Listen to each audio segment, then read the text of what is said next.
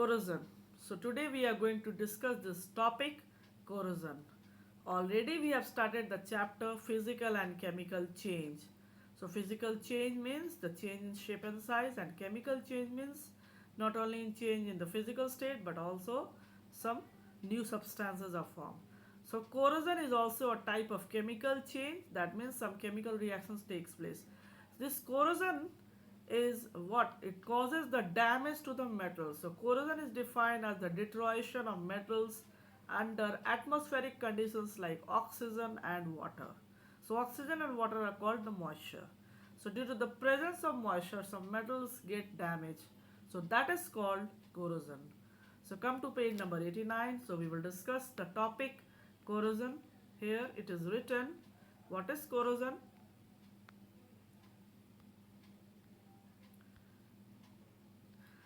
The deterioration of metal oxide under atmospheric condition is called corrosion.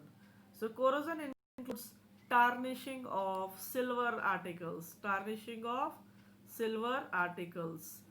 So a green color deposits on copper utensil and rusting of iron.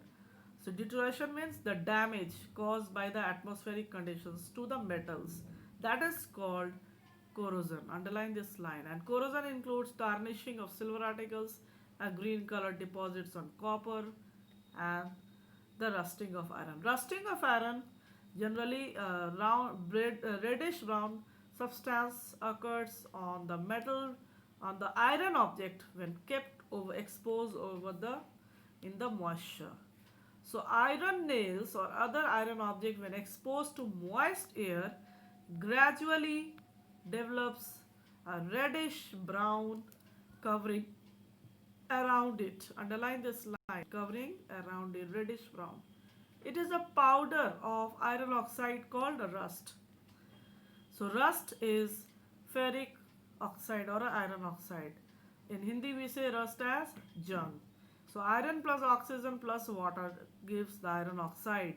So here iron is Fe, oxygen plus water is the moisture, and iron oxide Fe2O3. So Fe, so we can write Fe plus O2 plus H2O. So these two are called moisture and gives iron oxide Fe2O3 dot H2O. So the two essential conditions necessary for rusting are oxygen and water. So oxygen and water, that is the moisture, are responsible for rusting. Rusting of iron is a chemical change. It corrodes the iron. The iron cannot be recovered from the oxide form. Methods of prevention of rusting.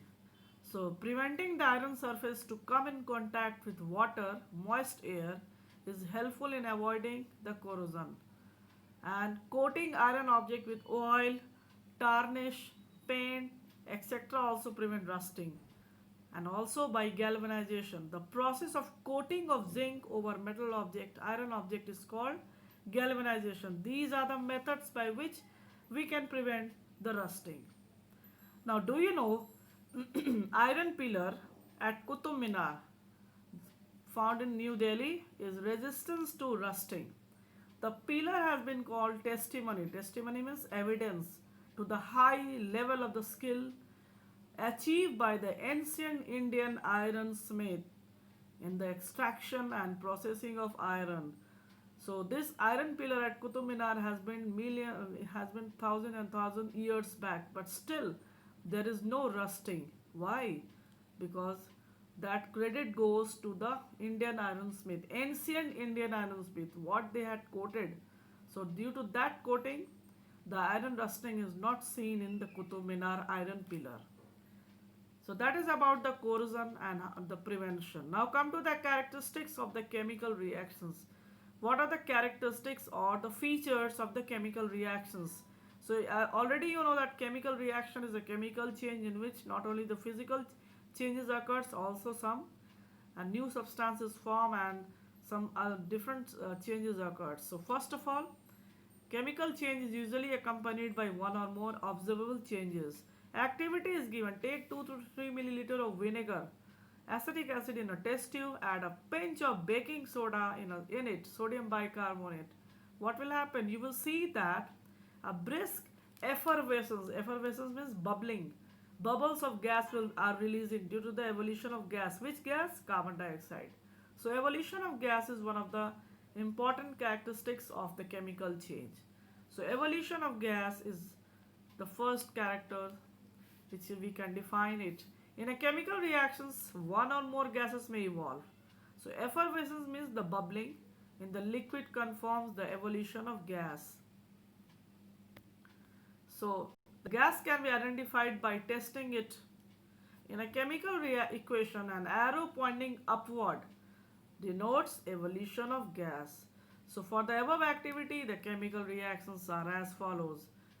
Acetic acid plus sodium bicarbonate gives salt plus carbon dioxide plus water. So when we write the carbon dioxide, we show the arrow here. So carbon dioxide shows in the form of effervescence. Next, when sulfuric acid is react with calcium carbonate, carbon dioxide gas is given off. The gas can be tested by passing it through lime water. Carbon dioxide turns lime water milky. So if CO2 gas is passed over that lime water, that is lime water is also called calcium hydroxide. So what will happen? CaOH2 plus CO2 gives CaCO3. This CaCO3 is the lime water which turns milky. So carbon dioxide turns lime water milky in the form of calcium carbonate plus water H2O.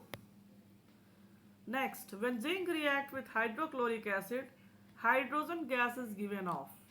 So when zinc react with hydrochloric acid, that means when metal react with acid, a salt is formed, zinc chloride plus hydrogen gas. And when we put a burning matchstick, we will see a pop sound. So pop sound will just appear as the popcorn. When we roast the popcorn in a utensil, some pop sound occurs due to the presence of hydrogen gas. So this H2 arrow mark shows the gas which have the pop sound.